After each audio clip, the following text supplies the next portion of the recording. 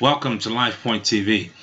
This is Pastor Del Phillips, and I am your host for LifePoint, your path to real life. Well, I want you to join us in our new study here in 1 Corinthians, the book of 1 Corinthians, find chapter 2, verse 9. We're going to embark on a brand new teaching for our series this week, and I'm fascinated by this particular passage of Scripture. Verse 9 says, 1 Corinthians chapter 2, verse 9, but as it is written. So this is what has already been written, what has already been established.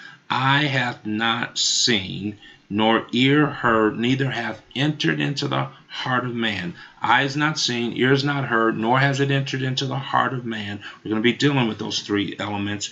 The things that God has prepared for them that love him. So let me begin by saying this is a message to encourage and to inspire those that love God, those who know God has given you brand new life.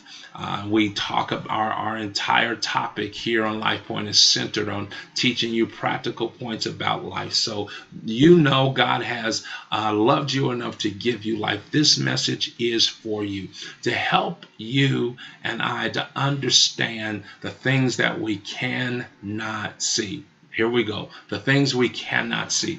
There's an overemphasis on what we can see. We're blessed. Those of us who are blessed to have visible sight. Our world is consumed on our ability of being able to define and to describe what we can visibly see. Those things that are in our visible sight line.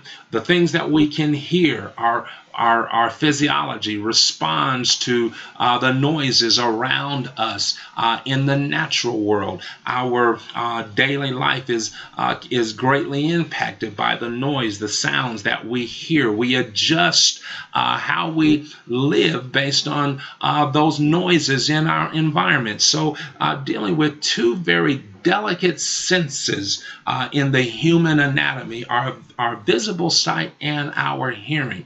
And we are reliant upon these two strengths, if you will. They are significant tools as we navigate through day-to-day life. For those who are born with disabilities, not able to make use of those natural onboard tools, the vision and the hearing, they are required to have to adapt to their environment in a much different way, to use other utilities, if you will, to find other operational tools that will allow them to live with those adjustments that they have to make because they can't see or they can't hear. This is what I want to bring to the forefront. These are two important physical senses for us in life. Much of what we do in life is going to be defined by what we see. How we respond, just taking a simple stroll outside at night is going to be impacted by what we hear.